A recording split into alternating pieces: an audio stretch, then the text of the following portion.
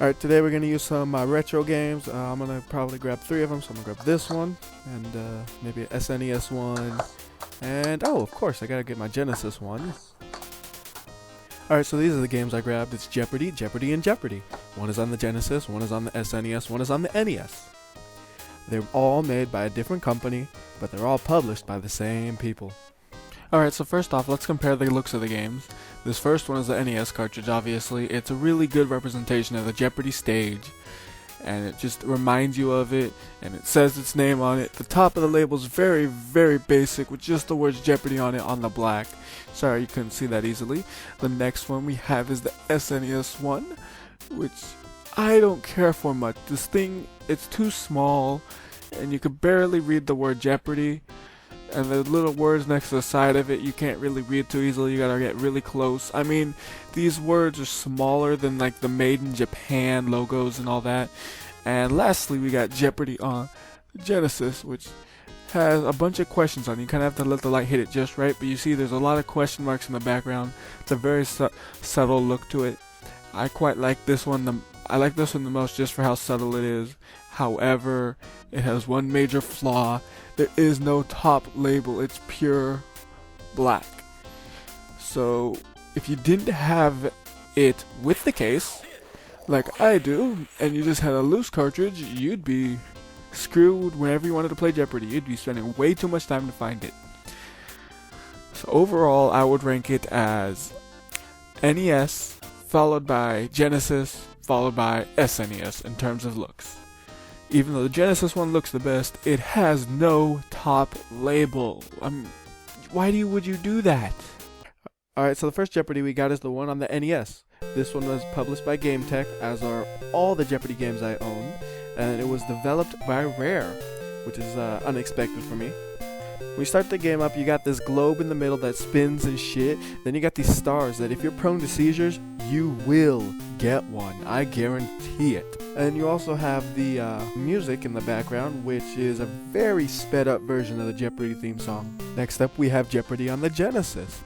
This one was made by Park Place.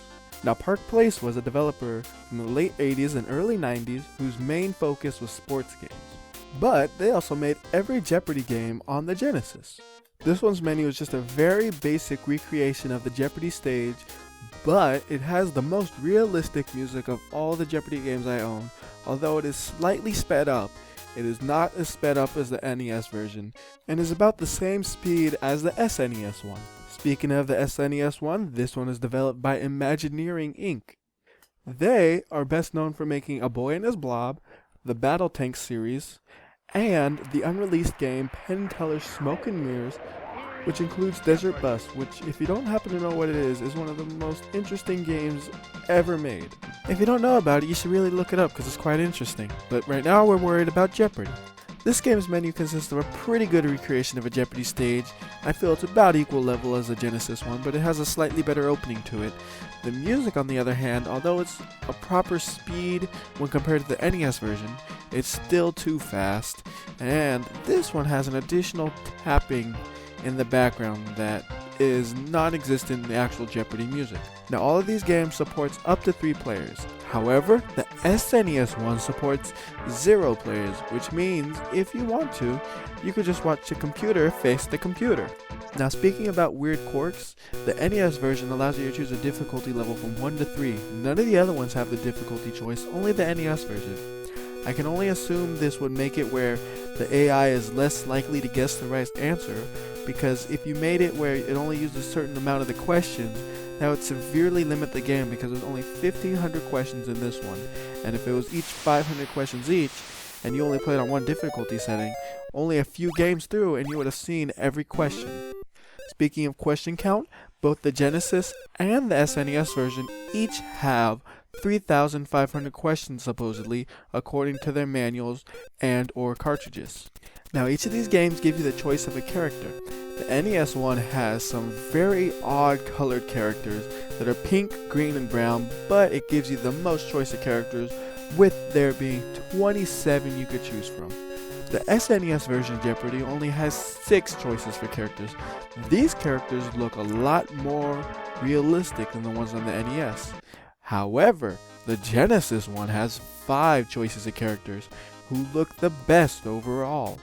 All of the games allow you to change the name of your person to whatever you desire. It really affects absolutely nothing, but at least they allow it. One big feature that's missing from the NES version is changing the board after you see it. On the SNES and Genesis, you can scramble the board after you see it if you do not like what is shown. Now, getting a little opinion strong here, all of the games of course have a Jeopardy board. In my opinion, the Genesis one looks the best, followed by the SNES, and sadly the NES just because it's running on weaker hardware it happens to look worse. The NES version makes up for this by the way it allows you to choose the question. The other two allow you to freely choose it on the board.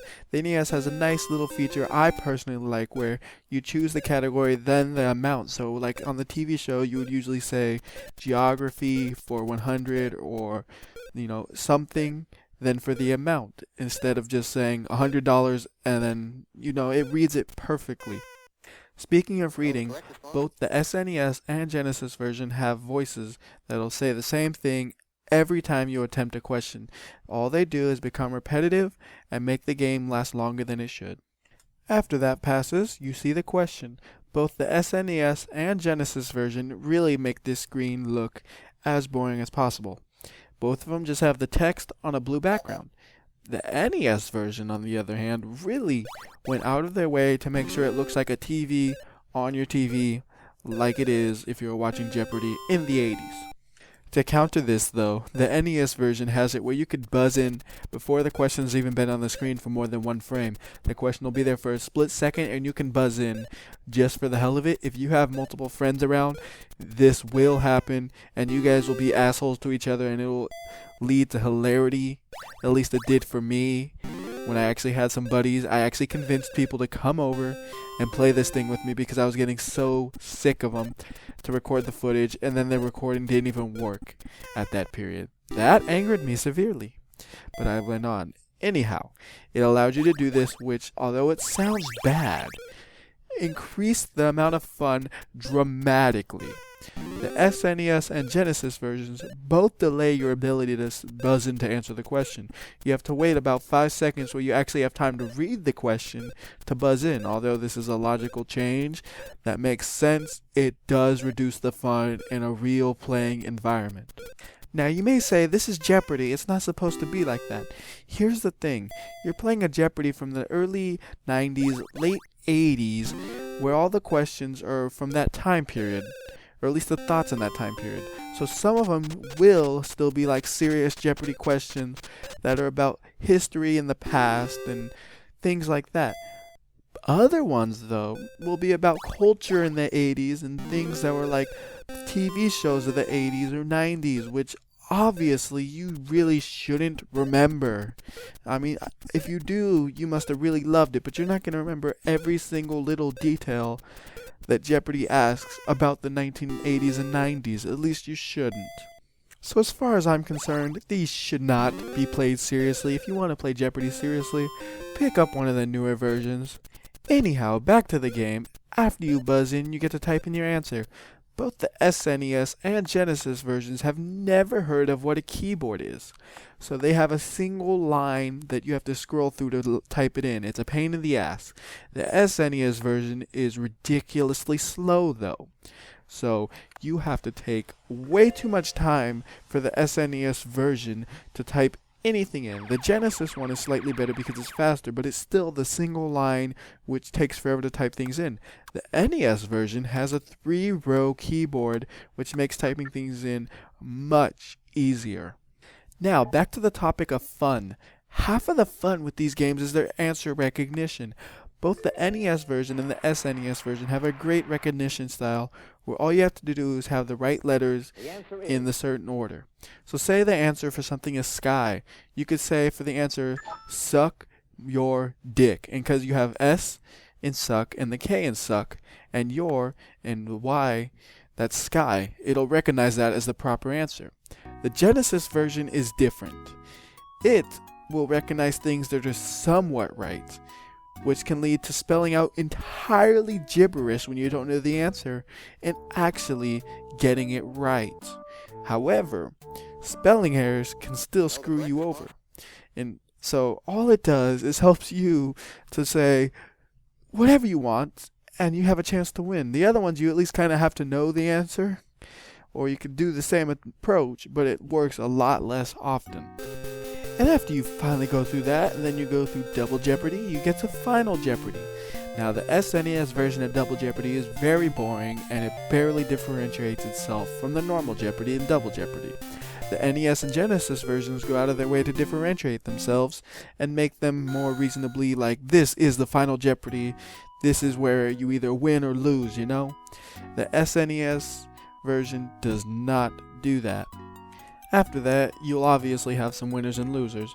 On the NES version, it says who wins and that's it. The SNES version, it says who wins and that's it. The Genesis version goes all out and says the credits and will repeat them forever. So that's it. Those are the Jeopardy games I own. There are a lot more that exist, such as the one on the Sega CD, which I have seen in person, but it was about $10, which was more than I was willing to spend on these. I'm not going out actively seeking Jeopardy games. It's just if I happen to see them for a good price, I pick them up, just like every game I see. And as I said, you really shouldn't play these because the questions are often based on things you wouldn't know or remember unless your mind is still in the 80s or 90s. And honestly, I don't know, that might be a problem, like mentally, I'm not quite sure.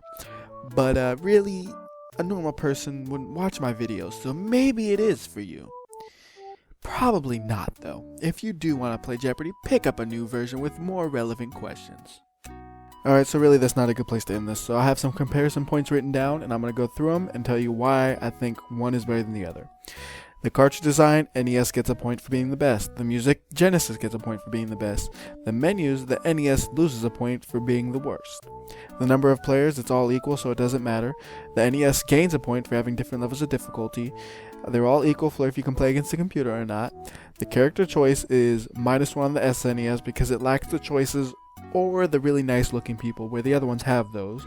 Choosing a name is all the same. Jeopardy board choice, NES loses a point because you cannot choose it if you do not like the one that is given to you. The question amount is -1 for the NES because it has under half of the Genesis and SNES ones. However, the boards on the Genesis look better. The controls on the NES are best. The reading of the questions on the NES is best. The buzzing in on the NES is best. And the typing answers on the NES is best. Answer recognition is -1 on Genesis, and Final Jeopardy is -1 on SNES because that one's very undramatic. So upon winning, it's all equal, so the winner overall is the NES version.